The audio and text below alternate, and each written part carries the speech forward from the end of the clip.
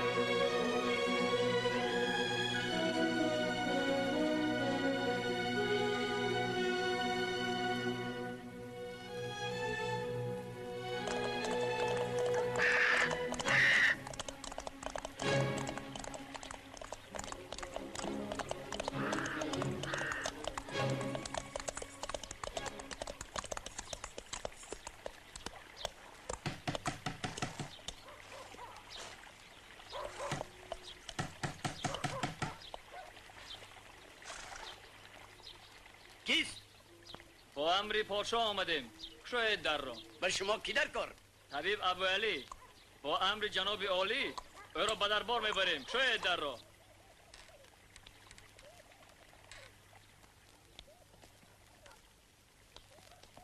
چی گپ؟ حسین را به دربار تکلیف کردند. برای چی؟ از کجا دانم؟ بازدارهاش به امر ضرر نکرده باشد. من به وی بارها گفتم که پسرم تو حالا جوانی، طبیب شدنت بر وقت است. ای پروردگار، با پسرمون رحم و شفقت کن. پسرمون باز تا سحر مطالعه کرده خوابش برده مانده است.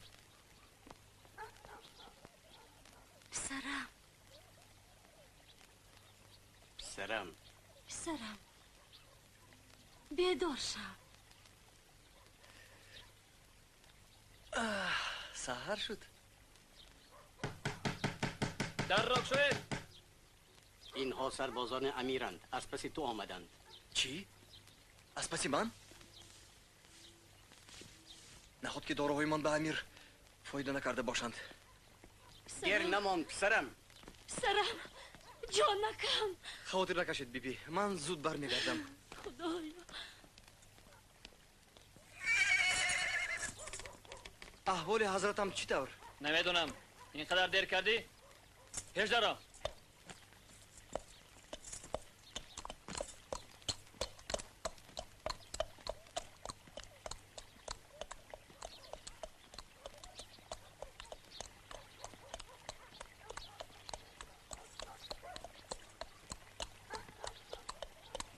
تیزگرد.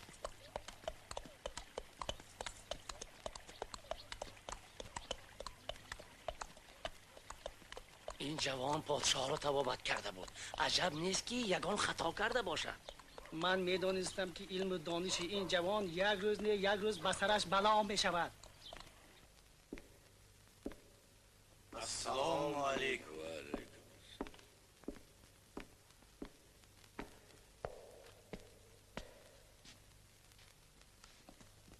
پادشاه، اینک ما ابوعلی را آوردیم. کنی نزدیکتر بیا. برخیز.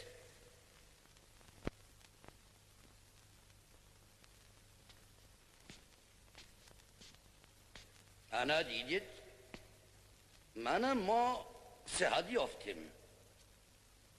دوای این جوان به ما شفا بخشید. تو طبیبی حاذق بوده ای ابن سینا. ما تو را با عطای و انعام خوشنود میگردانیم.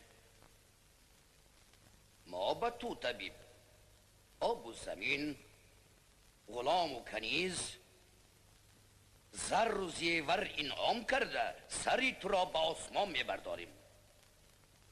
بازگوی چی طلب داری؟ نترس، گوی چی میخواهی؟ اگر اعلی حضرت مرا به کتابخانه سوان الحکمت راه میدادند، من خود را خیلی بختیار میشمردم. آفرین، آفرین. مولانا چغانی، استاد عزیز، به خدا که شما اولیا بودید. امروز پگاهی آن بچه پسری عبدالله را دستگیر کرده کشان به بارگاه گرفته بردند. به چشم خود دیدم. مولانا چغانی، بدار امیختنشان را با چشمان خودم دیدم. عاقبت به دست افتادگوی، مگر من نگفته بودم؟ بله معلوم شد که با طبابت خود به پادشاه ضرر رسانده است. من گفته بودم که اگر این بچه در همین سن و سال به دانشمندی شهرت یافته باشد، این علامتی آن که به فریبگر است و البته به دار کشیده می شود. داملا چغانی، به این نوجوان کتاب ها را نشان دهید. این فرمانی پادشاه همان.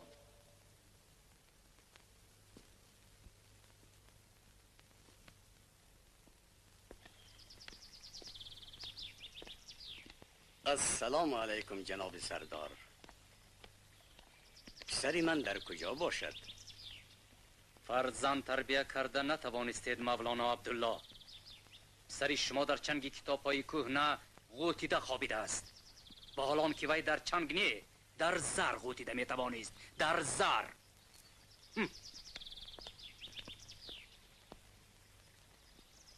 علم را به زر بر نمی کشند. این چی کتاب؟ این کتاب از زمانهای قدیم نشانه است. منجم سغدی که با خون دل این را تألیف کرده است، پیش از زمانی پیغمبرمان گذشته است. اما در همان وقتها هم ما صاحب علم و صنعتی بسیاری بودیم. بعد مجاهدان اسلام آمدند که مانند تو جاهل و از علم و معرفت بیخبر بودند. آنها در راه رضای خدا همه کتاب ها را نابود کردند، در آتش سوزاندند و به دریاها پرتافتند. از آن همه علم و دانش هرچی باقی مانده باشد در صندوق های من جمع شده است. فردوسی وقتی که به اینجا آمده بود و من گفت تو چغانی همچون مغی آخرین در آتش کده آتش مقدس را نگاه می‌داری. بله، خزینه حقیقی پادشاه در اینجاست. اگر من پادشاهی بخارا می بودم، نصف لشکر را به پاسبانی انا همین خزینه تعیین می کردم. اما پادشاهی ما، حیرانم که تو با چی سحر و جادو خودت را به پادشاه معقول کردی. من درد او را دوا کردم. دوا کردی؟ تو درد را چه میدانی کودک؟ من طبیب ابن سینا، مرا همه میدانند. طبیب بوده است. وقتی که شنیدم یک بچه نابالغ پادشاه اعظم را طبابت میکند، باور نکردم. این یعنی تو بوده؟ شما گمان کردید که من فریبگر؟ فریبگر. کسی در سن و سال تو دانشمند شده نمیتواند، فهمیدی؟ هیچگاه. و دانشمندی شهرت یافته باشد از راه مکر و فریب یافته است. این بهتان. من فریبگر نیستم. من نزد شما آمدم که تعلیم گیرم، شما باشید. افسوس. صبر کن، صبر کن پسرم. اگر تو در حقیقت طبیب شدن خواه به تو نشان میدم. تشکر.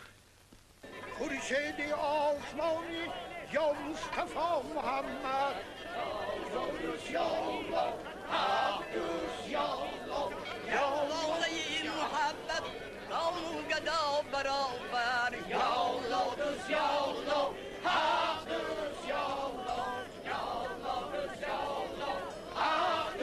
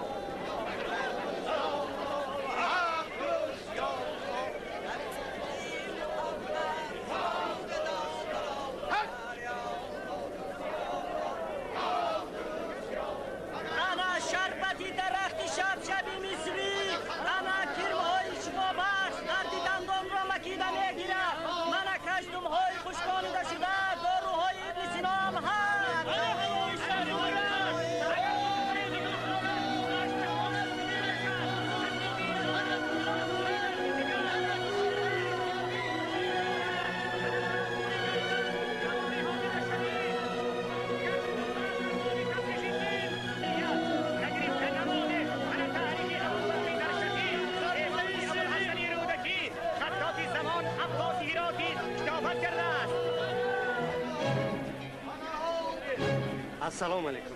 و علیکم السلام. این جوان کیست؟ ابن سینا. نخواه. بله. همان نیست که هنوز در بچگی کتاب‌های عالمان یونانی اریستاتلیس و حکیم بخارات را از بر بله کرده؟ بله، خودش او در علم جبر و مقابله به همتاست. حرکت ستاره ها را آموخته است، پیدایش 4 عنصر را کشف کرده است، اما هنوز جوان است، نو به 18 در آمده است.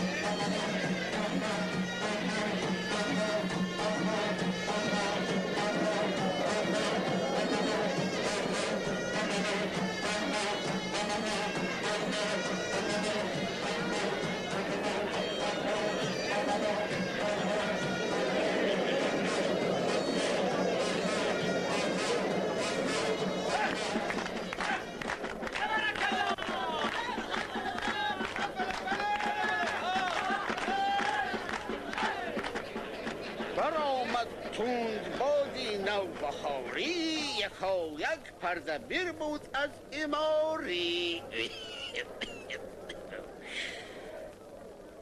روخی ویسه پدید آمد ز پرده دلی رامین شد از دیدنش برده تو گفتی ایجادی چهره فشودش به یک دیدار جان از تن ربودش کجا چون دید رامین روی آن ماه تو گفتی خورد برگ تیر را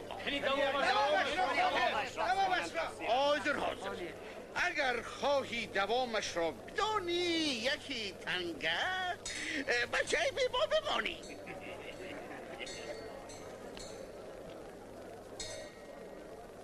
زی پشتی اسب کوه پیکر بیفتاد چو برگی کز درختش برکند باد همه گفتی چی بودی گردیگر را نمودی بختی ناکام روی آمد چی بودی گردیگر را باد بودی زی روی ویس پرده در ربودی خردمندا ستم باشد از این بیش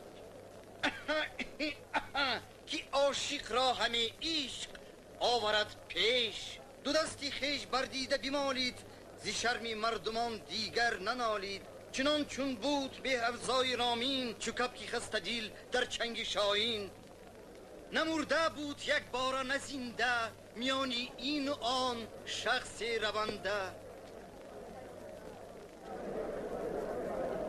این احتمال ابن سینا باشد میگویند که وی در سن 6 سالگیش قرآن را از یاد کرده است نخواد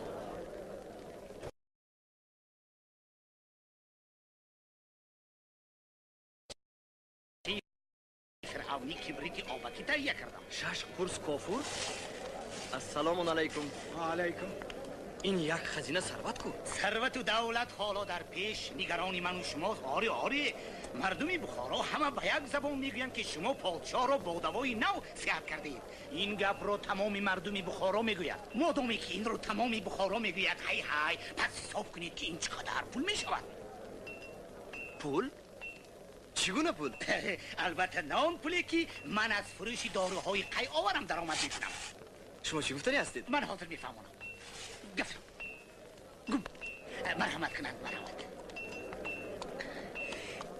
شما اون پولها را بیاری من به دست آورده نمیتوانید این را دانستمونید فهمیدم شما میخواهید که من طرز تیار کردنی دارو را و شما گویمو از دیگران پنهان نمایم آخر مقصدم را فهمیدید کنی این دارو را من نبرآوردم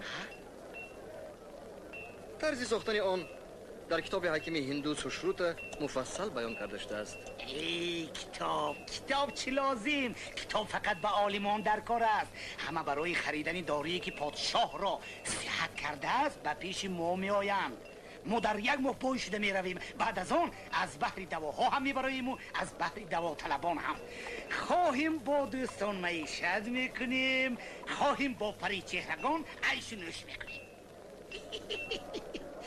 خواهیم به کشورها کاروان رانده از پی تجارت میشویم. بوز را غمی جان، قصاب را غمی چربو. کسب من طبابت است، نه تجارت. بعد من وعده دادم که سر این دار را آشکار کنم. با کی؟ با علمای بخارا. اربابی دانش را معلوم باد که من پادشاه را با این داروها دوا کردم. اولا فرمودم که جاهای ضرر دیده پوستی بدن را هر روز 3 بار با محلول مرگی موش تربندی کنند. بعد من از 2 حصه کبریت، 3 حصه گل سماسی مخلوط با روغن مرغابی به زخمها پاشند. برای کشایش اشتهای پادشاه من فرمودم که به وی شربت یوشان نوشانند. داروی مرگیموش را شما در چی گونه مایع محلول کنندید؟ با ما بگویید هم کسب جوان.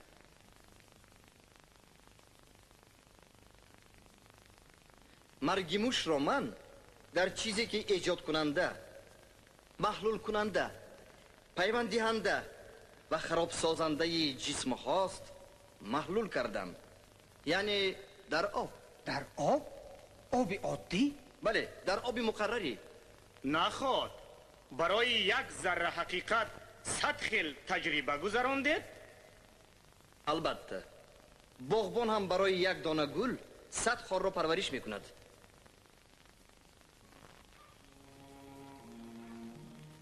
خدا قادری مطلق نیست. او فقط قادر است هر واقعه را که وقوعش خود به خود امکان پذیر است به وقوع آورد. کیمیا داروهای ساده را طبیعت در حالت تیار می دهد. طبیب باید از این نعمتهای طبیعت داروهای مرکب سازد.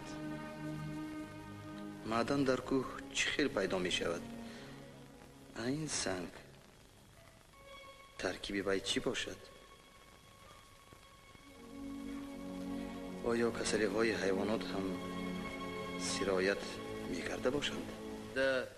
خیلی فکر کردم، آزمایش های زیادی گذراندم و به خلاصه آمدم که این دردها با واسطه جانورانی بسیار خوردی که به چشم نمایان نیستند از آدمی کسل باعث کسلی ها همین جانورانند. آنها حرکت می کنند، زیاد می شوند، دیگرگون می شوند و بیشبه سببگاری کسلی آنهایند. یعنی سرایت کنندگان موجوداتی زنده‌اند. این موجودات به گرمی و سردی تاب آورند. مولانا چغانی! مولانا چغانی! بادیانشینان! بادیانشینان!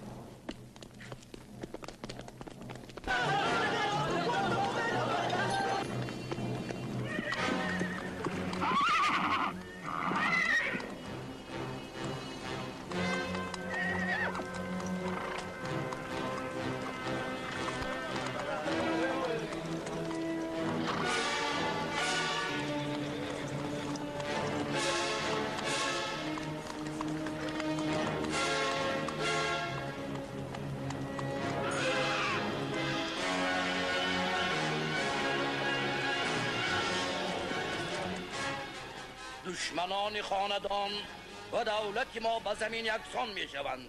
خدا به ما مددگار. آمین. الله اکبر. محافظت پایتختمان را به تو می سپارم.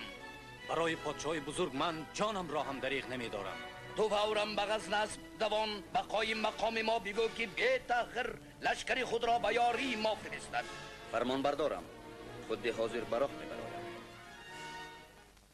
اما این کافران بخارا آهسته آهسته و پنهانی کتاب‌های از قهر و غضب مجاهدان اسلام امان یافته را از سر نو ورق به ورق گرد آوردند.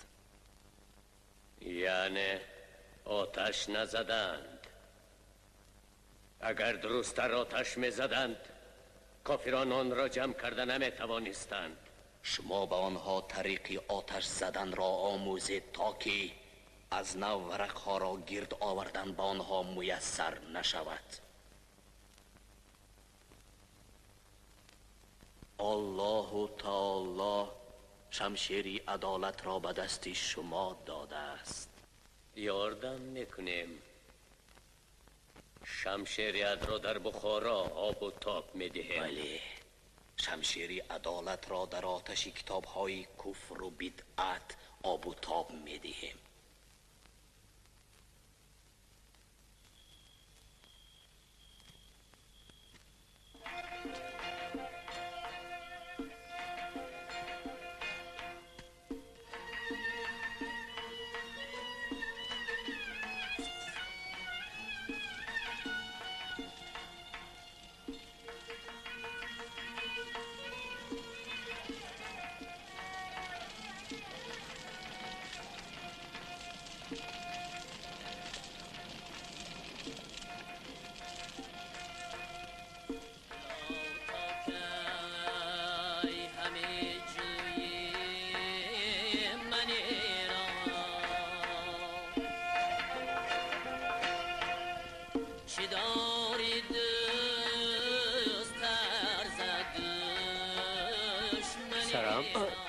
شین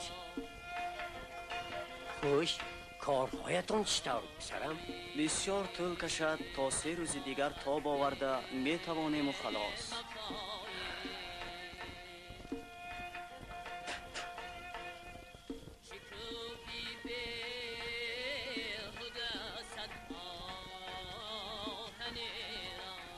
این چی نغمه و نغاره؟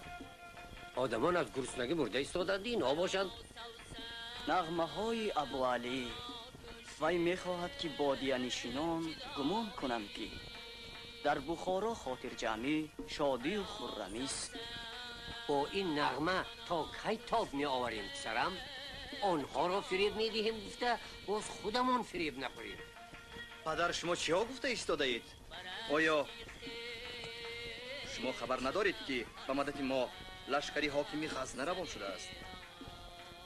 از غزنه خواستید آمده گفت که با آن لشکر سرلشکری نامدار محمود پسری حاکم سردار بوده است. درختی که تلخ است او را سریشت، درش بر نشانی به باغی بهشت. پس از جوی خلدش به هنگام آب به بیخ انگوبین ریزی و شهد ناب، سرانجام گوهر به کار آورد، همان میوهی تقوار آورد. شما بر این آدم نباید در چنین روزی سخت ناامید شوید پدر. محمود بهادر بخارای ما را البته نجات میدهد. قدم نامبارک محمود گر به دریا رسد برآرد دود.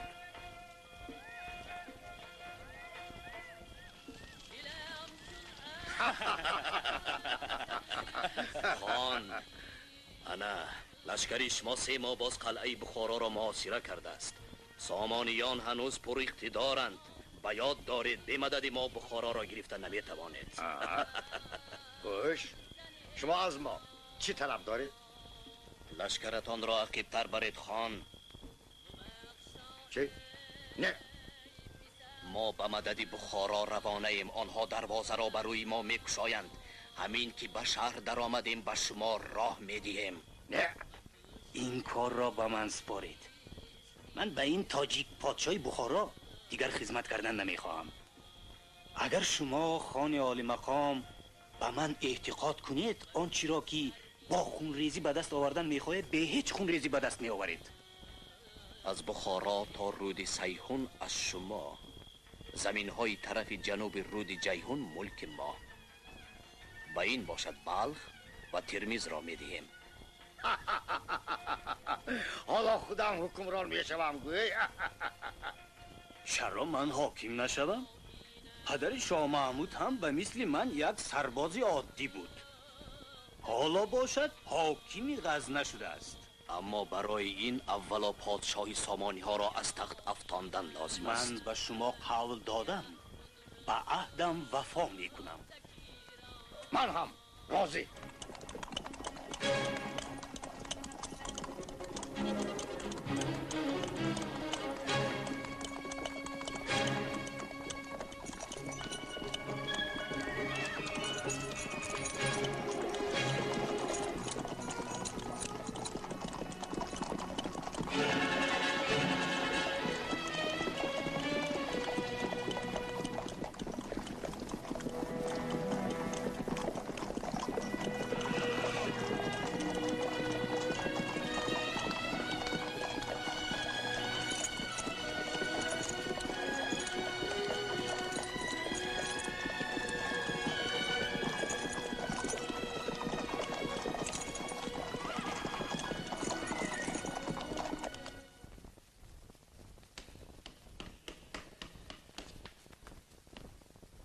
السلام علیکم.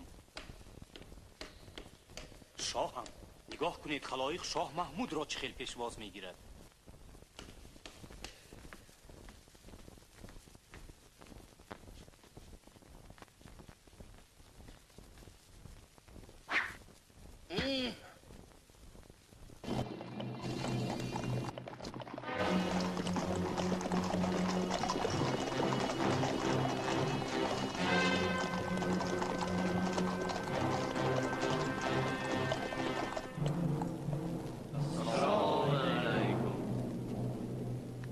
امیرم همین از سوان الحکمت.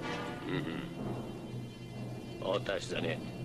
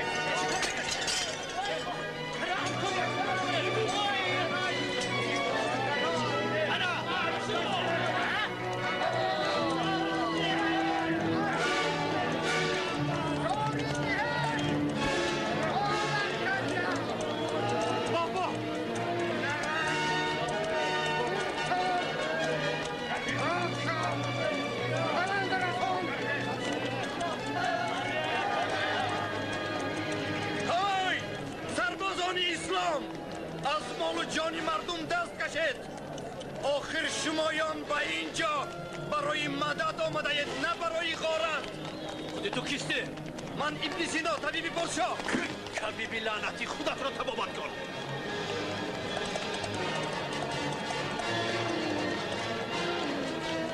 مسلمانان به سوان الحکمت آتش افزاد.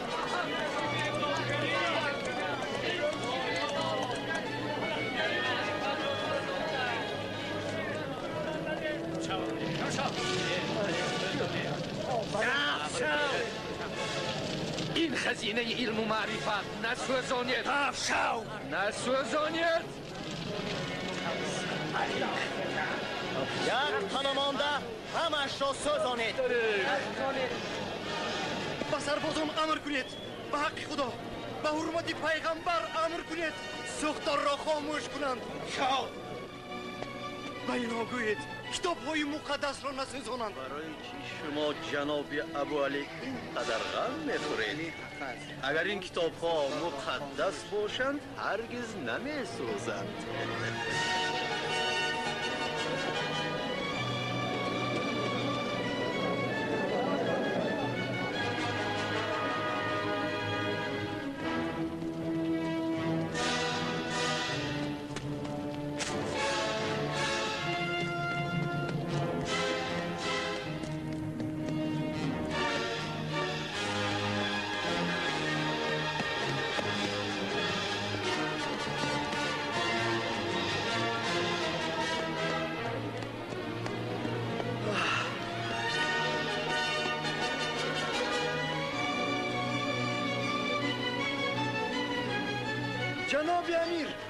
جناب امیر، جناب عالی، گنجینه حکمت سوخته ایستاده است.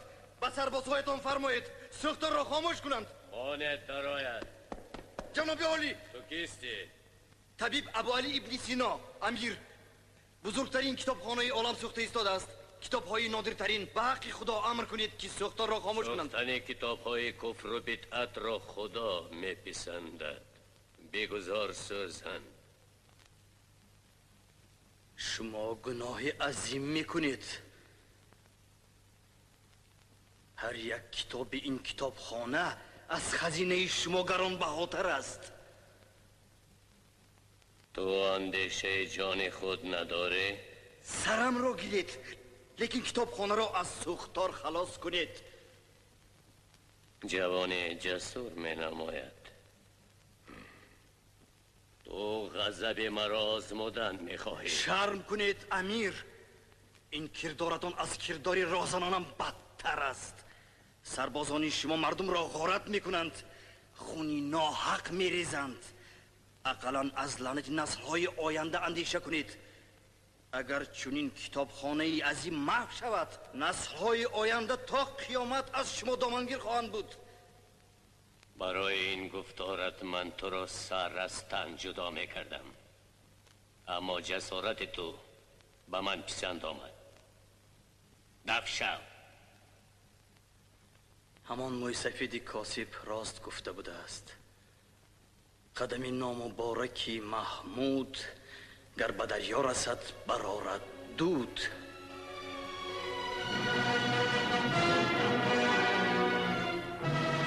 جلاد.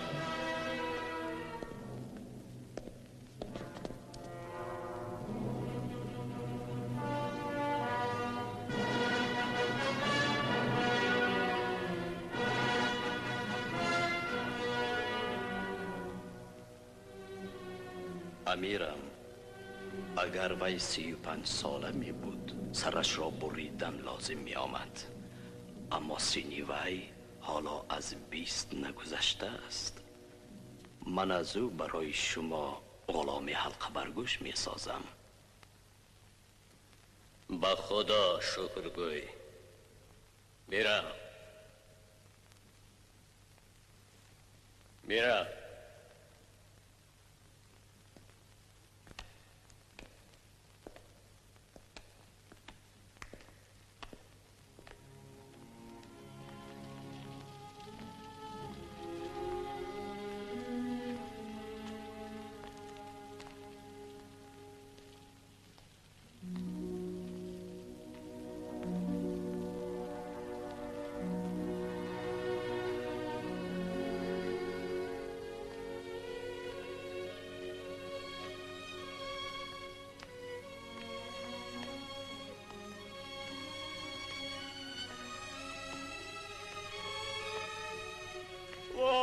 درش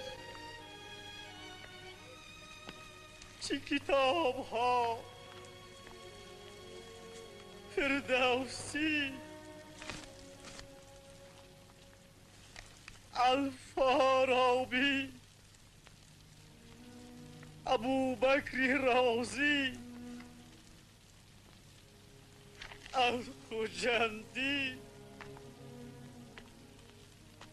ابو موسی جبیر،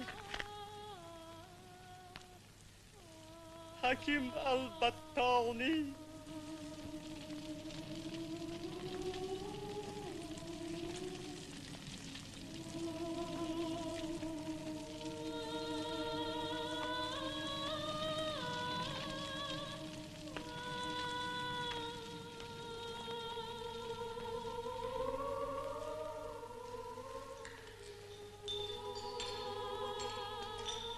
پسرم، تو اکنون تنها میمانی. مادرت از دنیا گذشت. ساعت مرگ من هم نزدیک است. تو باید اکنون از قلمروی سلطان محمود منفور بیرون روی. اما هر جا باشی سخنان فردوسی بزرگ را هرگز فراموش نکن که در حق آدمان نیک گفته است. بگیتی دو چیز است جاوید و بس، دیگر هر چی باشد نماند به کس. ز خورشید و از باد و از آب و خاک نگردد تباه نام و گفتاری پاک. نباشد کسی در جهان پایدار، همان نام نیکی بود یادگار. پسرم، تو همراه اهل فضل زمان مشعلی خاموش شده علم و معرفت را برافروز. این از وصیت من و امیدی وطنی ستمکشی تو پسرم. قسم یاد کن که وصیت مرا به جا می آری.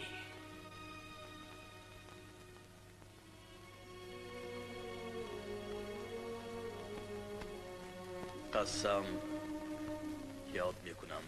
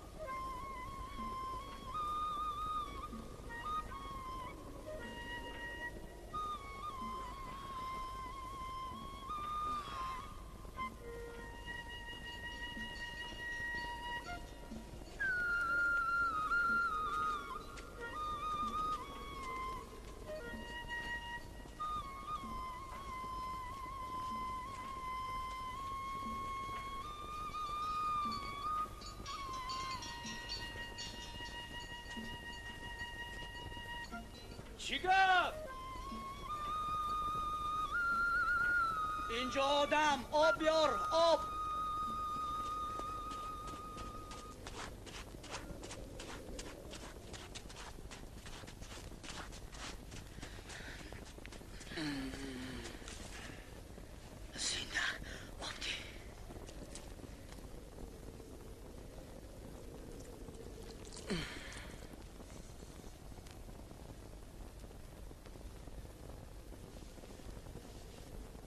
شما کیستید؟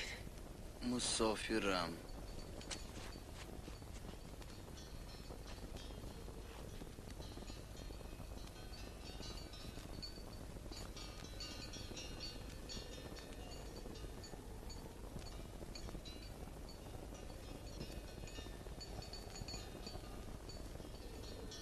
بخارا گویید. میگویند که همه زنان بخارا ملکای پری پیکرند. راست است؟ بیهوده نیست که سلطان شاعران رودکی در بخارا زیسته است. میدانید درباره پریچهرگان جدموی مشکنبوی بخارا چه نوشته است؟ ای از گل سرخ رنگ بربوده و بو، رنگ از بری رو ربوده بو از بری مو، گل رنگ شود چروی شوی همه جو، مشکین گردد چمو فشانی همه کو. نغز گفته است نه؟ شعری بسیار نغز. نباشد چی؟ بیایید شناس شویم. نام من ابو بید جز جانی کمی نه طالب علمم. نام شما چی؟ ابن سینا. ابن سینا؟ همان طبیب معروف؟ ایستید! داد نگویید. جار زدن لازم نیست. یعنی شما همان حکیم ابن سینا هستید که از تعقیب سلطان محمود فرار کرده اید؟ بله، 4 سال باز از دست سلطان محمود در ایران و خراسان غریب و سرگردان شده گشتم. میبخشید. رفتن گیرید! نقل میکنند شما وقتهایی که کودک شیرمک بودید و در گهواره میخوابیدید حتی زبان نبرآورده بودید. روز مادرتان دست میشست است و انگشتریش را با آبدان افکنده است، بعد آن را با پرتافته است. شما در گهواره خوابیده این را دیدید. مادرتان گمان کرده است که آن را کنیزکی پیرزن دزدیده باشد، او را کلتک کاری کرده است. وقتی که شما کلان شدید و زبان برآوردید این واقعه به خاطرتان آمده است و به مادرتان گفتید که بی شما او را بیهوده جزا داده بودید. همین راست است؟ این را بافتند. نه بافتنی. شما همین طور کردید. شاید از خاطرتان حاضر برآمده باشد. اگر خواهید که کارتان پیشرفت باشد مرا به دستیاری خود قبول میکردید. خوب. خاطر جمع باشید. من به شما ناز خدمت میکنم. خوب معلش البته.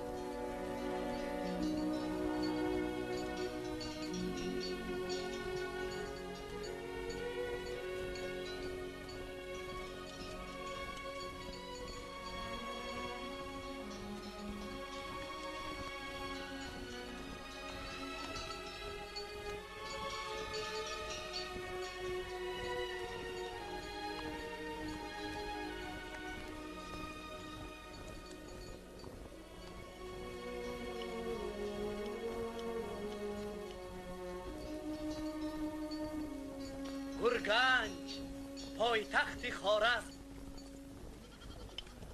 آی مردم، آی مردم، آی کاروان سالار برگرد، آی کاروان سالار، آی مسافران به گورگنج ندرآیید، در گورگنج بابا عقیب گردید، بابا آمده است.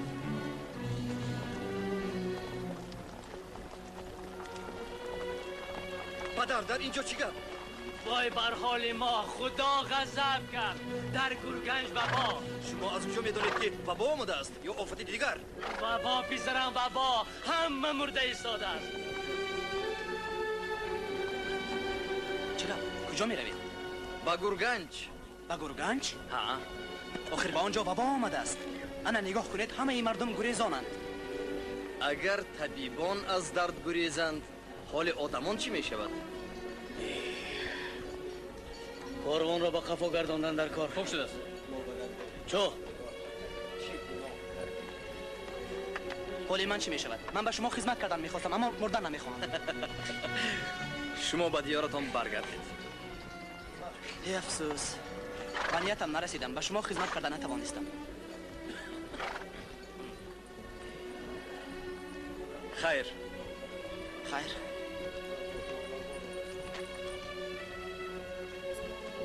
خیر. خیر.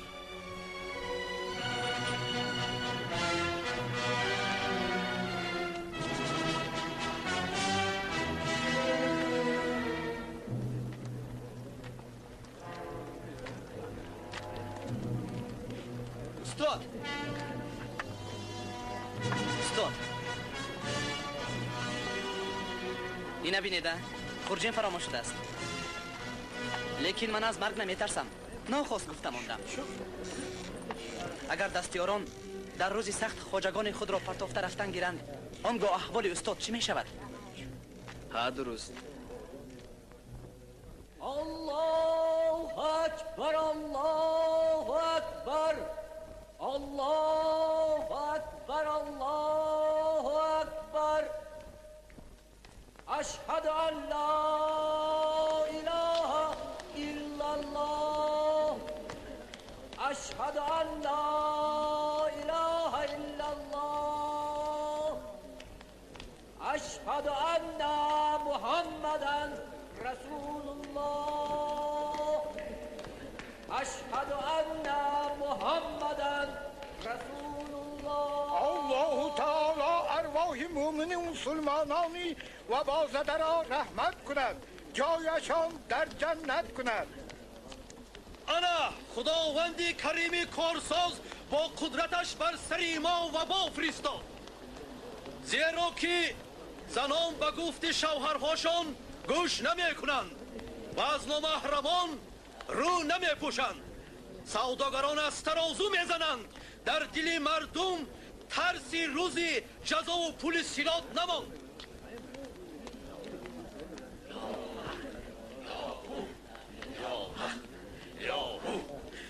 زمان آخر شد دنیا زبون شد، زمان آخر شد دنیا زبون شد، طریقت فراموش شد عالم گم شد، طریقت فراموش شد عالم نگم شد. اثرمان الله و با فرستاد، اثرمان الله و با فرستاد، و جانمان هر دم بلا فرستاد، و جانمان هر دم و جینه ها بگذر ای جینی بر تینت در بین کبورگه ها نداو. این منم که تیرهای کمان را فرو میبرم، از من حذر کن. خواه جین باشی خواه اینز، از دستی من امان نمیابی. در دل باشی از دل برا، در جگر باشی از جگر برا. این منم که از دیمار دود و از روغن غدود میبرارم. من تو را از عزای بیمار بدر میکنم. منم به ها و دینی بلاگردان نمیبرایی. ای طریقی یم یلا، ای جین و البسی ها، ای طریقی یم یلا، ای جین البسی ها. یا غفسونو یا غفسون، یا غفسونو یا غفسون. عنصر تویی سنصر تویی عنصر تویی سنصر تویی یا اولیاها یا اولیاها در دل باشی از دل برا در جگر باشی از جگر برا ای طریقی یمگلا ای جین و اهل بستی ها یا اولیاها ای جین ای کلت کلاستوم ای کرمیشتر کله هزار پایه برا ترسیدی اکنون از من خلاص شده نمیتوانی اوه این کی؟ این ذات آشنای دیرینه من جینی بدتینت و دهانی گوسفنده در آمد اکنون از دست من خلاص نمیخورد من اکنون جین و اجینه ها رو به بارگاهی سلیمان میبرم تا که زنجیر بند کرده مونند کنی یک آمین کنید همه درد و بلاهای همین دیمار به این گوسفند زند آمین اوه اکبر کنی محمد رفتیم مرحمت تشکر هزار رحمت سلامت باشن خیر من این را به بارگاه سلیمان پیغمبر برده زنجیربند میکنم سلامت باشن خیر السلام علیکم شما هم به خوارزم اومدید خوش احوال ها چطور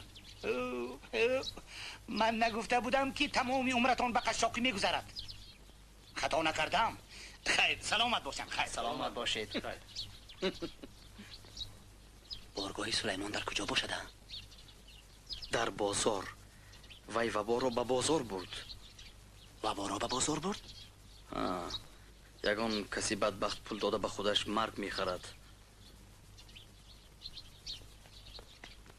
من گوسفند را دیدم اما وبا را ندیدم کو این جانور از حولی وبا زده برآمد پس وبا در مغز پشمای آن خانه مانده است دردهای گذرنده با واسطه جانورانی بسیار خردی که به چشم انسان تماما نمایان نیستند از یکی به دیگری سرایت می کنند دردها از قبیل تب لرزه خارش وبا و هاکذا چنین جانورهای گذراننده مخصوصی دارند این نوع جانوران به همه چیز به لباس به روی به موی می چسبند می چسبند گفتید می؟ ها بلکه آنها به من هم چسبیده باشند وبا البته به شما می چسبد برای چی؟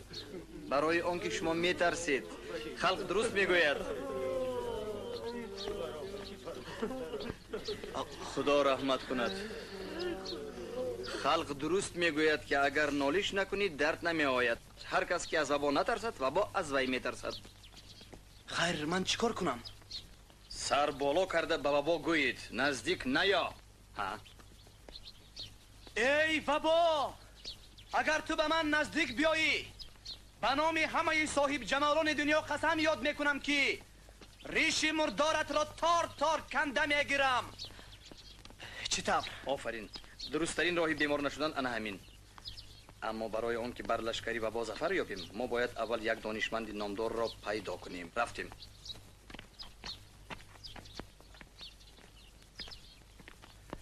السلام علیکم پدر منزل ابوریحان بیرونی در کجاست؟ منزل ابوریحان بیرونی پسرم انا همین جاست رحمت تشکر شما کیستید؟ من ابن سینا ابن سینا؟ من توصیف شما را بسیار شنیدم مرحبا دوستم ببخشید اول فرمایید که به ما لباسی تازه دهند و کمی سرکه بیارند که با آن دست و روی پاک کنیم این رسم و عادتی کدام خلق و کدام دیار است؟ این رسم و عادت به دیاری ضرور است که آن را وبا زده باشد فهمیدم مرحبا ممنونم بگذار همراه هر کدام از علما 2 نفر شاگرد بهترینش باشد تا که هنگام گرفتن آفتاب یگان نفر ما گرفتار وبا شویم تحقیقات ما را شاگردانمان دوام دهند آفرین دوستانم امروز برای ما روز فیروزی است آیا میشناسید این مهمان ما کیست؟ السلام علیکم نخواد این کس همان عالم مشهور مولانا ابن سینا باشند؟ بله ابو علی ابن سینا. الحق در عین ضرورت تشریف آوردید. همین که شما ذات همایونی تشریف آوردید، خاک دیار ما گلپوش شده، مشامها را معطر گرداند. کوهساران خلعت مخمل در بر کرده کلاه از سر گرفتند. به ذمه ما نظارتچیان فقط همین میماند که صدفهای پرامواج کمالات شما را ستایش و تماشا کنان آه سرد از دل پردرد خیش براریم. کفایه. من گفته های او را ترجمه می کنم. ما خیلی خرسندیم که شما ابو علی قدم مبارک به خوارزم نهادید. ممنونم. مرحبا.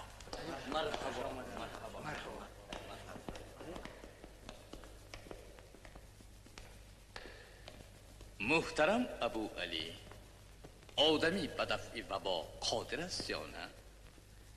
قادر است. برای این پیش از همه آدمان را از واهمه آن خلاص کردن لازم است. مهمش نترسیدن. درست. وبا از یک کس به کسی دیگر در وقتی واخوری به یکدیگر میگذرد، حتی با واسطه هوا پخش می شود. بنابراین مردم نباید جمع شوند، حتی نمازهای جماعت را من کردن لازم است. هر کس نمازش را در خانه خودش خواندن گیرد. نماز جماعت را منع کنیم، در این مسجد ها را بندیم. ملاهای متعصب ما را در امان نمیمانند. آفتاب هم گویا به قصد ما میگیرد. خلق به این هم در وهم و هراس است. آفتاب میگیرد؟ کدام روز؟ روز جمعه بعد از پیشین. گرفتن آفتاب در واقع به مورد آمد. به مورد؟ بلکه به مورد باشد. در عین وقتش ما با یاری آفتابگیری بر لشکری کسلی وبا غلبه میکنیم. بگذار دستورالعمل ما را 2-3 ساعت پیش از گرفتن آفتاب اعلان کنند. اوی مردم، وقتی من گوش کنید، در یک جا توده نشوید. وبا در بازارها با آدم از آدمی وبا زدن میگذرد. فروشنده مالش را به در خریدار برد. چنین میفرماید طبیب حاذق ابو علی ابن سینا. اوی مردم، گپی مرا گوش کنید. در خرید و فروش پول را به در پای سرکادار اندازید. اوی مردم، از وبا نترسید. بیمارداران اندک پخته را به سرکات تر کرده و به سوراخی بینهشان گذارند و به دهانشان برگی اوشان بگیرند. در خانه ها نشسته دلخوشی کنید و با از دلخوشی و موسیقی و سرود میگوید. مردم، وبا از یک بیمار به 100 سالی میگذرد. به مسجد نروید، پراکنده شوید. اگر خواهید که بیمار نشوید، نماز را در جایهای خود بخوانید. چنین فرمودند طبیب خیرتمند ابو علی ابن سینا. پراکنده شوید مردم. گم شو کافر، دهانت را پاک سک. مسجد ما را نجات میدهد. ابلیس رای بدکش خدا جزایت را دهد. مسلمانان را از اسلام میگرداند. ابن سینای بدکش مسلمانان را از اسلام برمیگرداند. چه دورا؟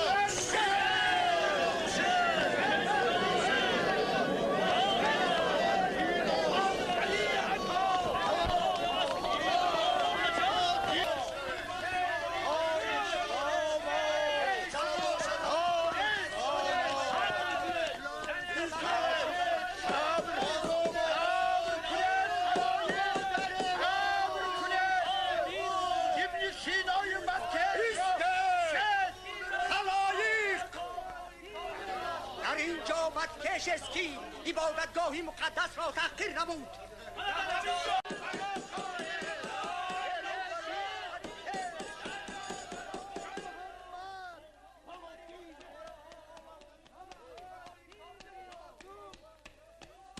مولانا، به هر حال پنهان شدن بهتر است. حاجت به پنهان شدن نیست. استاد. حاضر.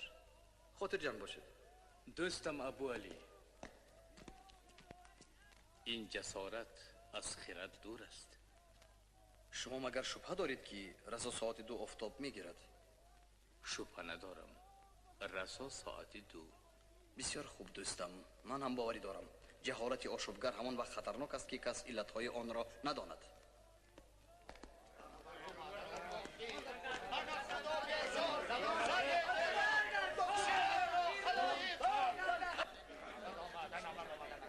من ابن سینا.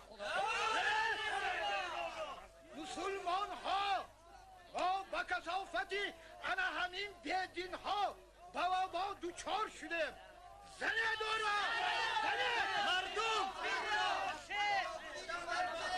شما آدمان را به قاتلی هدایت میکنید دامولا. این گناهی عظیم است. چی؟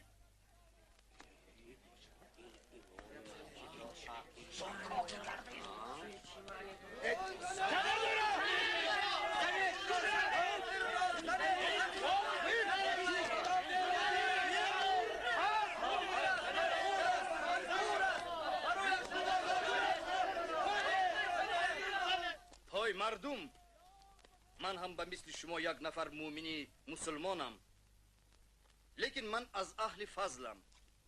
من هم به خدای تعالی هم به فضل انسان ایمان آوردم. علم هرگز انسان را فریب نمی کند. ای فریبگر، کافر، نابکار. پس شما دلیل لازم.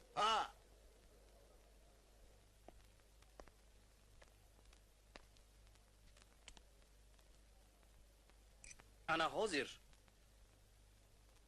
بعد از 3 دقیقه همین که ریگ این ساعت به پایان فرامد، ماه روی آفتاب را می پوشد، آفتاب می گیرد.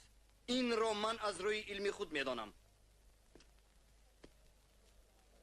اگر در همین مدت آفتاب نگیرد آنگاه چی؟ آنگاه من هم همراه دوستم ابن سینا به قتل شدن تیارم.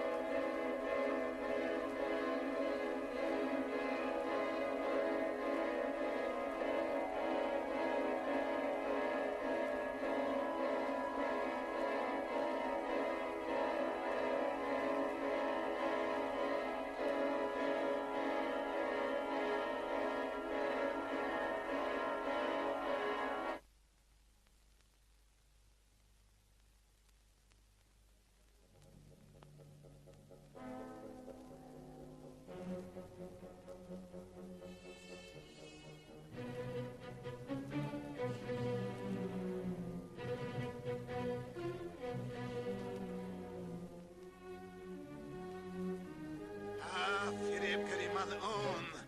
مردم کشه دورا کشه. صبر استاد خلایق، استاد مردم، مسلمانان، استاد صبر کنید. نمستید استاد. های مسلمانان، این چی کار است؟ استاد صبر کنید. مردم آفتاب گرفت. ابوعلی سینا را نزنید. گریزه.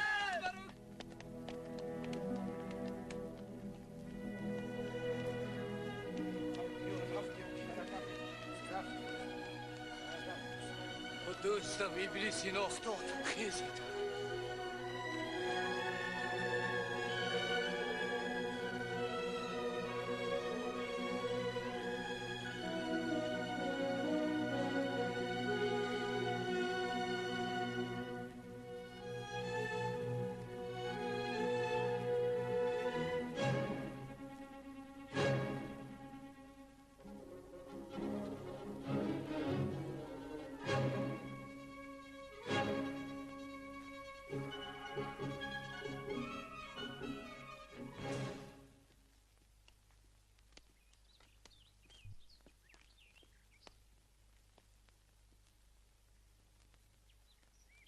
اکنون مردم به سخنان من باور میکرده باشند؟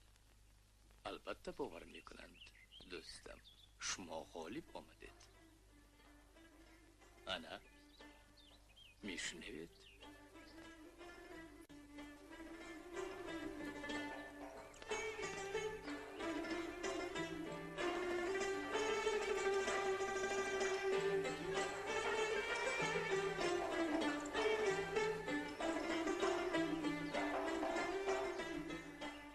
فراغت و بیکاری نه تنها به وجود آورنده جاهلی و نادانی است، بلکه نیز در عین وقت سبب بیماری ها می باشد. السلام علیکم طبیب زمان جناب ابن سینا. و علیکم السلام جناب سفیر. مرحبا مرحبا. من به شما خبر خوش آوردم. بفرمایند. تشکر. به عوض کدام خدمتم سفیر سلطان محمود عالمگیر به نزد کمینه تشریف آوردند؟ سلطان بزرگ من شما را به لطف و مرحمت خود مشرف کرده این عام و خدمت دولت پیشکش میکنند. بفرمایید. من سرفرازم که امر سلطانم را به شما میرسانم و اینک به شما انعام شاه بزرگ من طلا. من از مهربانی حضرت سلطان به غایت منت دارم، اما این تکلیف را قبول کرده نمیتوانم. چطور؟ شما از خدمت سلطان بزرگ ما رو میگردانید؟ من به علم خدمت میکنم. به حضرت سلطان عذر مرا رسانید جناب سفیر. البته. سینا، شما فکر کردید چی ها میگویید؟ بله، عذر مرسانید. سلامت باشید. سلامت باشید جناب ابن سینا.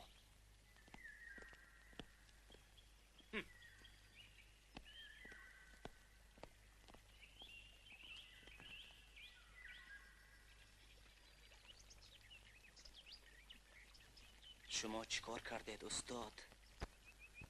فاتحان جاهل اجنبی در هندوستان و وطن من بخارا مشعل علم و دانش را خاموش کردند.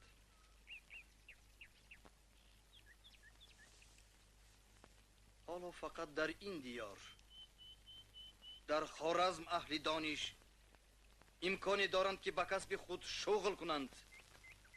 پس شما باید برای همه، برای تمام عالم بشر کار کنید. اگر ما عالمان از سلطان جهالت پرست می ترسیده باشیم، باید که عموما از بحر همه علم ها برآمده همش را جمع کرده مانیم و فقط با قرائت قرآن مشغول شویم. این وقت سبب بیماری ها می باشند. نویسید.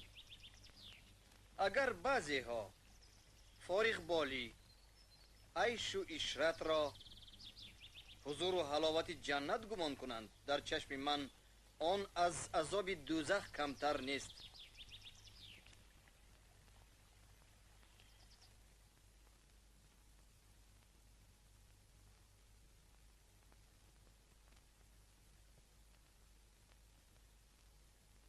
سرم را تبابت کنید، به حق خدا او را نجات دهید. من به شما چقدر مزد باشد میدهم. حولیم را، اشترهایم را هم میدهم. حولی اشترهایتان به خودتان نصیب کند. من به تو جیانم یک داروی خوب میدهم. هیچ واقعا نه جیانم، پگاه فردا سیاد میشوی. السلام علیکم لقمان زمان. جناب ابو علی، شما مرا دیدنی بودید؟ بسم الله الرحمن الرحیم. به کودکی بردی شتربان شما چگونه داروها داده بودید؟ بردی؟ چه دارو میشت؟ به کودکش؟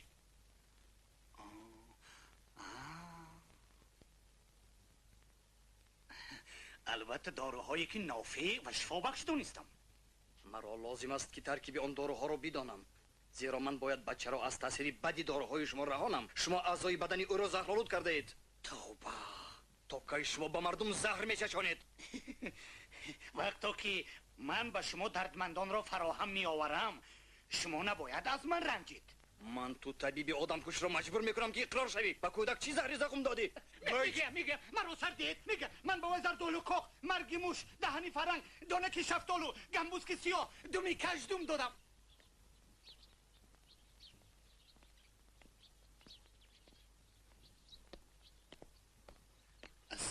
و علیکم سلام.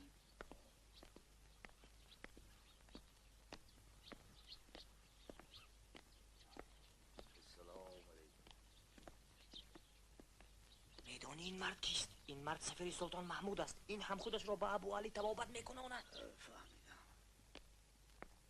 السلام علیکم لقمان زمان.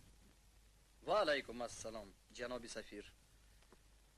ما و شما همه گپ را گفته بودیم. نه من به نزدتان با کار دیگر آمدم جناب سینا. من کمی بیمارم. چی شد؟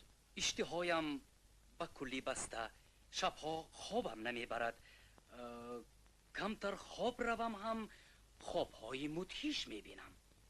گویا که سلطان مرا به غزنه دعوت کردند و به دست جلاد سپردند و جلاد مرا گویا در لبی چاه افتانده سر زدن میخواهد. من فریاد کنان بیدار میشوم. با من شفاعت کنید، به دردم شفا بخشید. خوب شده است. جوز جانی لب بای استاد. السلام علیکم. با جناب سفیر سبب بیماریشان را فهمانده دهید. بفرمایید. تشکر. مرحمت.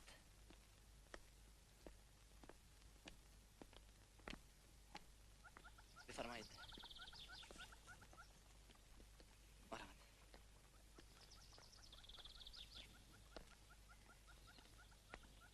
انا در اینجا میمون. در اینجا هر خیل حیوان ها برای تجربه. برای چی جناب طبیب مرا به اینجا فرستادن؟ حاضر سببش را میفهمید. انا این گرگ. در دو طرف دو برکی از یک میش در یک وقت زایده شدند. ما به هر دوی اینها یک خیل و به یک اندازه حتی در ترازو برکشیده خوراک میدهیم تا که برابر خوراک خورند. اینش خوراک را خوب میخورد. مرحمت کنید. اما اینش روز از روز لاغر و بی‌درمان شده ایستاده است. برای چی؟ من نمیدانم. برای آنکه در پیش چشم این بره بیچاره دایم دندان گرگ. یعنی که؟ بله جناب سفیر. درد شما هم از قبیل درد همین بره است. یگانه دوای این بره بیچاره آن است که از دهشتی هر زمان دیدن چنگ و دندان گرگ خلاص شود. یعنی من برامو سلطانی من باشند؟ بسیار نقص.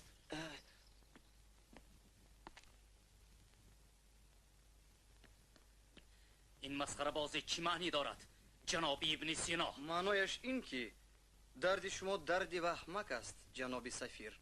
از خدمت سلطان دست کشید صحت میابید. شما سلطان محمود بزرگ را تحقیر کردید. اکنون از ما امید شوکت نکنید.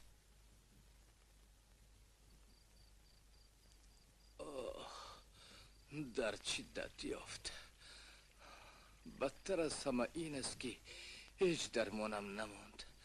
7 جزئی اعضایم به من اطاعت نمی کند. چی می شد که با همون نشتر جراحیت جیگری مرا چاک کرده همون سنگ لعنتی را بیرون آری؟ چی می خندی؟ گویا آیا گپی بیمعنی گفتم؟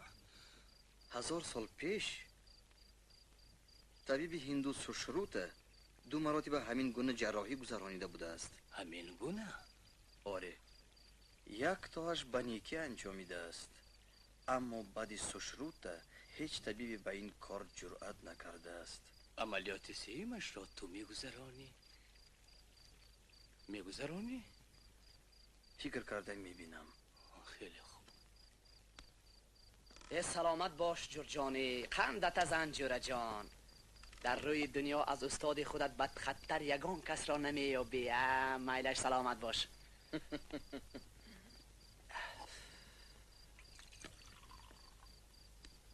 به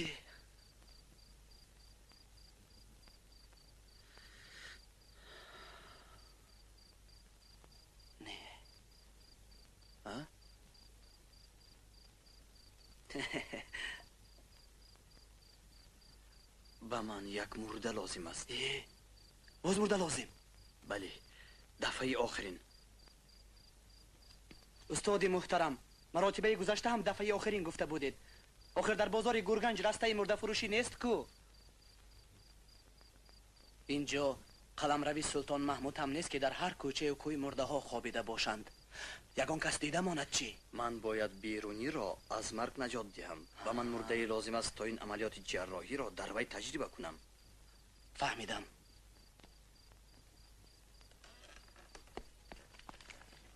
خوش چی شد؟ یافت آوردم در تخانه. تو را کسی ندید؟ اگر شما استاد فردا سری مرا به دار نبینید، امین باشید که مرا امشب تنها شما دیدید و خدا. همه درها را قلف کردی؟ قلف کردم. رفتیم.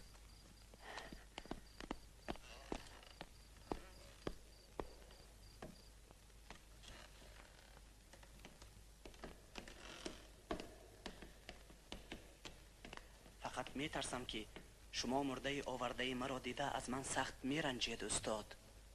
کنی گوی کی را آوردی؟ مرده همان طبیبی وبا را به بارگاه سلیمان بردگی را آوردم. شناسی دیری نتان؟ ابوالخیر؟ این کی مرده است؟ بیگاهی دفن کردند. از پرخوری روده پیچک شده مرده است.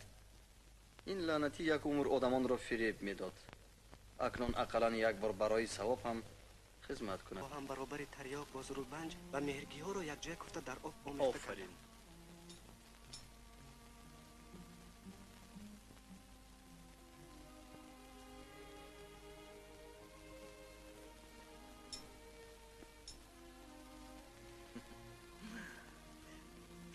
خیلی شو زینالدین، رو دوستم در باغ کمتر سیر کن. من چطور استادم رو تنها گذارم؟ رو زینالدین، رو از من خواطر نکش. رو که سیر کن.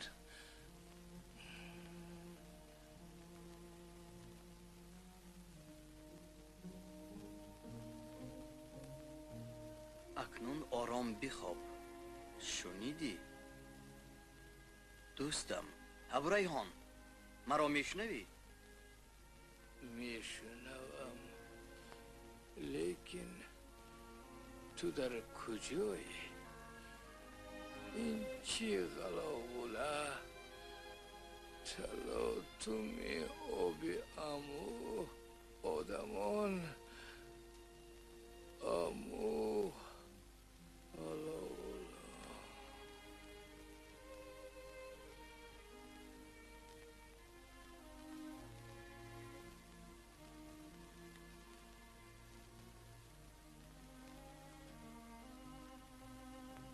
خدایا مدد کن. آمین. الله اکبر.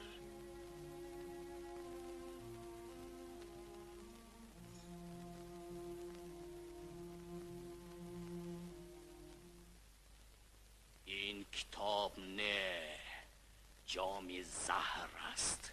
زهر، کفر، بدینی، شکاکی، اینها یک گروه چوسانند در قیافه عالم. سلطانم. خوش دوام ده. کی چوغز بوده است؟ بگو. من یک توده بدمذهبانی در دربار خوارزم شاه پناه برده را گفته ایستادم سلطانم.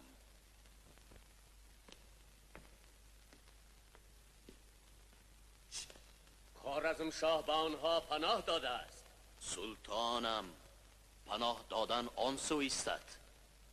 انا از این پرسید، همش را گفته میدید.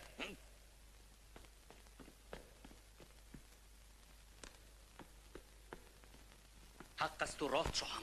خوارزم شاه هرگاه عالم ها را به بارگاه خود دعوت کرده با آنها صحبت می کند. روز در عین همین صحبت یکی از این عالمان، ابو علی سینا، دعوا کرد که گویا زمین مثل تربوز گردک است. و اون در مقابل آفتاب ماش برین است و دائما در گرد آفتاب حلق میزند. بعد من پرسیدم که جناب ابن سینا گوید که زمین چی خیل چرخ میزند و آن را کی چرخ میزناند؟ وی به من گفت که به هر حال سلطان محمود چرخ نمیزناند. تو چی؟ تو با وی چی گفتی؟ به دهانتان نگاه کرده گپ زنید گفتم جناب سینا. حالا سخن درباره سلطان محمود نمی رود. در یاد داشته باشید که در آن زمینی که شما گردک میگویید به آن شاهی من حکمران است. مملکت شاه هم هیچ کس چرخ نخورده است و آن را هیچ کس چرخ زنانده نمیتواند گفتم. این را فراموش نکنید جناب سینا. جلاد رحم کنید پادشاهم، مرا عفو کنید، شفقت کنید پادشاهم. این ابله به جزا لایق از سلطانم. وقتی که سینا از فرمان شما سرکشی کرد و هیچ چاره ندیده بود.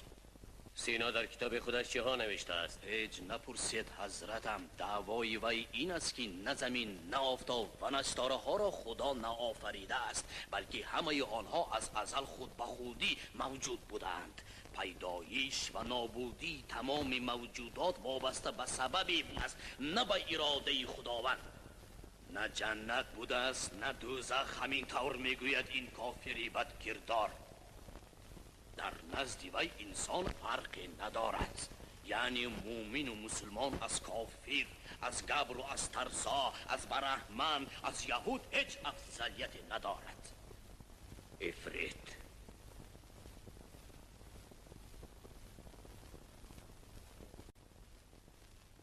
خواهرم زنی خوارزمشاه به من مکتوب نوشته معلوم کرد که خوارزمشاه برای به من تابع شدن تیار است، اما فقرای و امرای از این واقف شده به مقابل شاه اسیان برداشتنی شدند.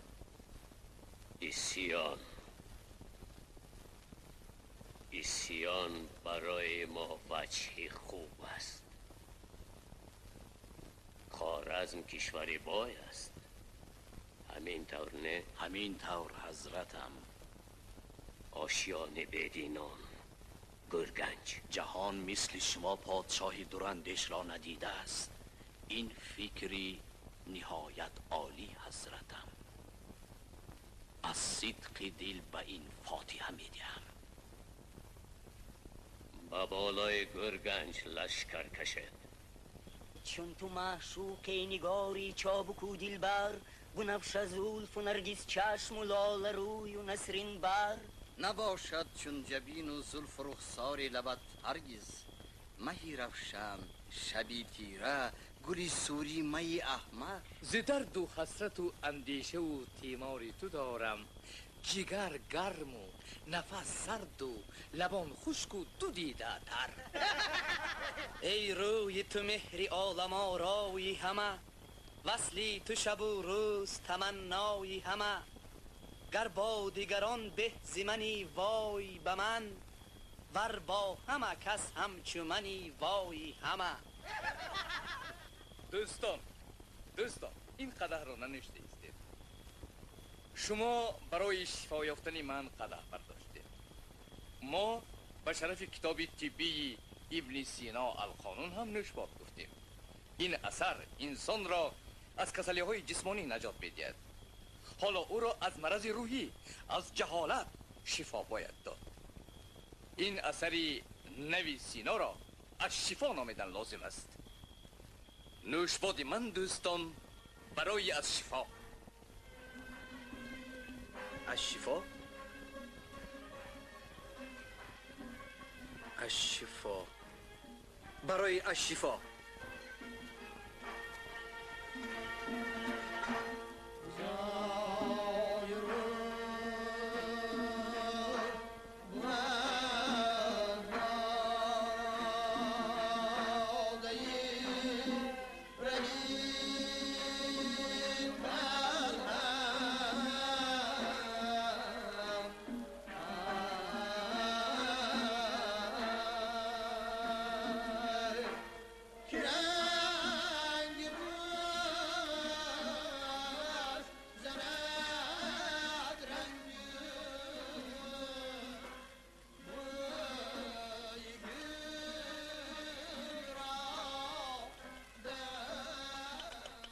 مولانا بیرونی لشکر سلطان محمود به گورگنج حمله کرد. سلطان محمود در دیار ما همه دانشمندان را سر میزند. از گورگنج رفتن لازم می آید. شما دوستم باید خودی همین روز باری سفر بندید. من روم. به کجا؟ از قلمروی محمود بیرون روید. به همدان یا به اصفهان به من فرق ندارد. کاری کرده از چشم این خونخوار دور باشید. من هیچ جا نمی روم. اگر به دست شمشیر گرفته نتوانم هم مجروحان را دوا می کنم. شمشیر که درخشید عقل تیره می گردد. جرجانی، زینالدین باری سفر سینا را بندید. وقت غنیمت. شما چی؟ من هم از اینجا می روم.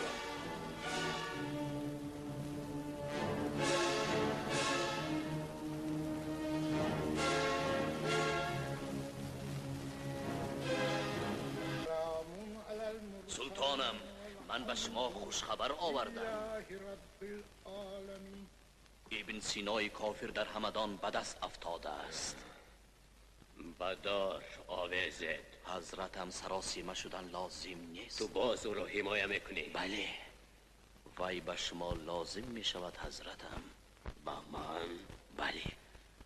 ابن سینا در حقیقت عالمی بزرگ است و خلق او را از صدق دل دوست می دارد.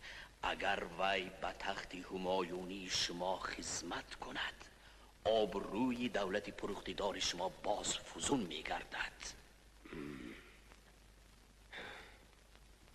مقصدت چیست؟ من او را مجبور می کنم که به شما غلام صادق شود.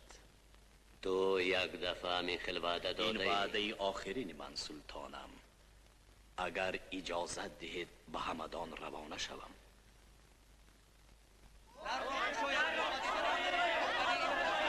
بلایید پراکنده شوید. به نزد طبیب هیچ کس را نمیمانیم. فرمان جناب عالی همین است. همه‌تان برگردید. پراکنده شوید. کنی رفته وزیر اعظم ابن سینا را آزاد کنید. وی هیچ گناه ندارد. به حرمت پیغمبرمان محمد علیه السلام التجا میکنم. وی فرزندی مرا از مرگ نجات داد. او را آزاد کنید. ما را به نزد حکیم سینا نمیمانند. آخر بیمارها به طبابت محتاجند.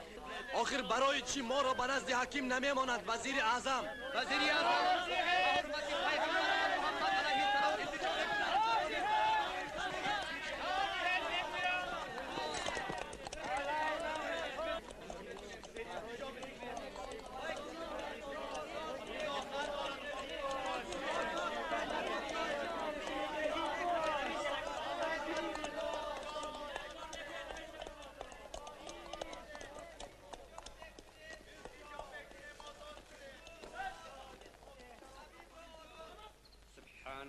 رب العزة عما يصفون وسلام على المرسلين والحمد لله رب العالمين.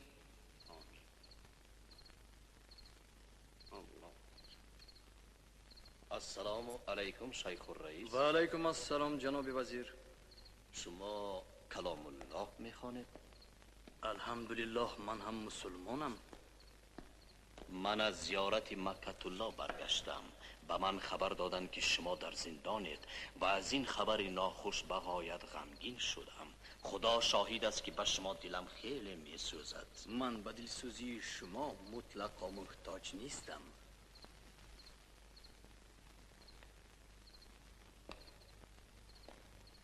مرا به هیچ گناهی زندان کردند.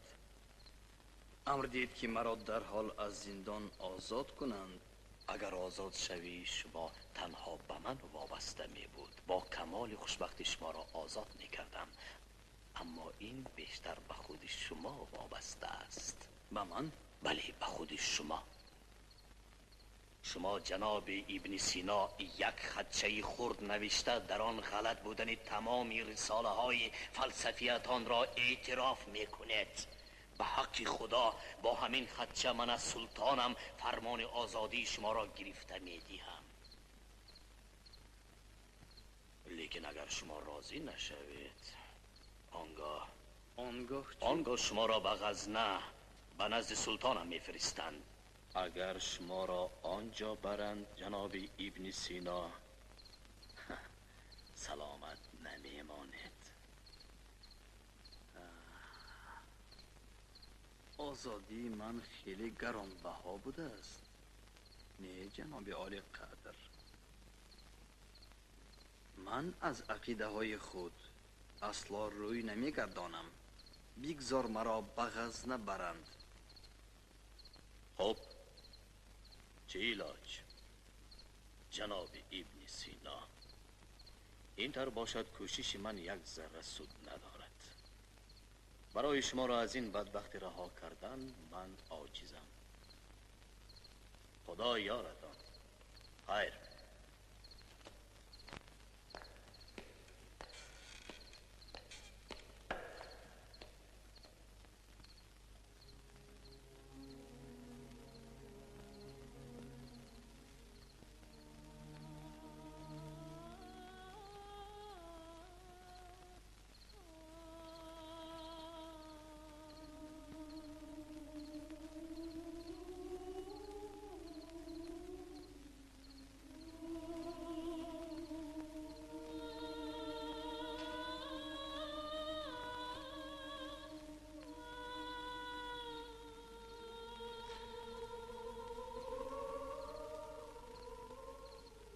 با این دو سه نادان که چنین میدانند از جهل که دانای جهان آنانند، خر باش که این جماعت از فرط خریست، هر کو نخر است کافرش میخوانند. گریه نکن عبدالرحمن، گریه نکن.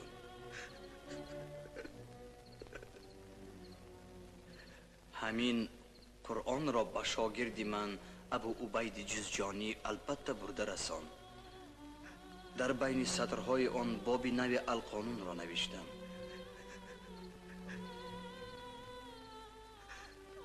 احتیاط شو عبدالرحمن. شده است.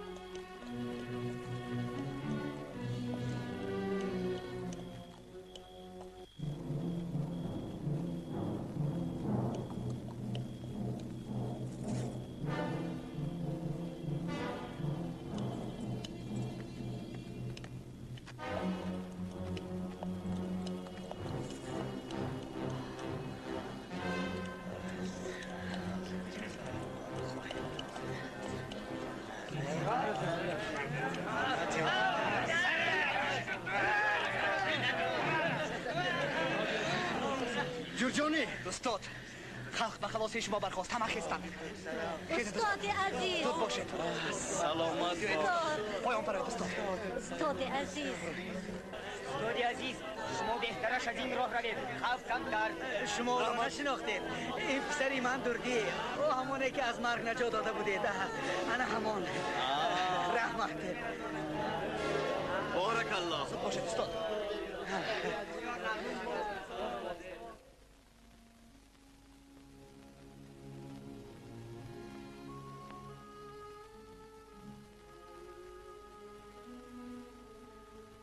ابو علی ابن سینا حیاتی پرمشقتی غریبی و دربدری را از سر گذراند. ولی بیدادگری های زمانه او را راه افتاده و ناامید نکردند.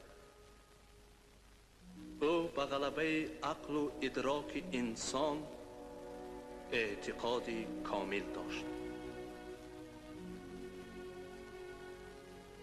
بگیتی دو چیز است جاوید و بس،